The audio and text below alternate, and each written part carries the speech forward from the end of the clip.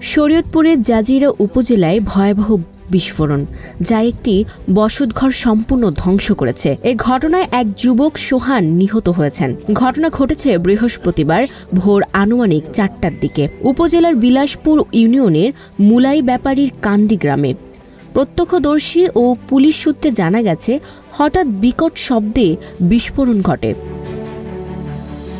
বিস্ফোরণের তীব্রতায় আশপাশের এলাকাও কেঁপে ওঠে। পরে পুলিশ ঘটনাস্থল তল্লাশি চালিয়ে রাসায়নিক দ্রব্য ও তৈরির সরঞ্জাম উদ্ধার করে। গত কয়েকদিন ধরে এলাকায় উত্তেজনা বিরাজ করছিল। বিস্ফোরণের পর স্থানীয়রা ঘটনাস্থলে গিয়ে ঘরটি সম্পূর্ণ লণ্ডভণ্ড অবস্থায় দেখতে পান।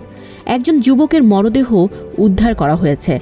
আমরা তদন্ত চালাচ্ছি এবং দোষীদের বিরুদ্ধে আইনানুগ ব্যবস্থা গ্রহণ করা হবে। এই ভয়াবহ বিস্ফোরণ সম্প্রদায়কে শোকাহত করেছে।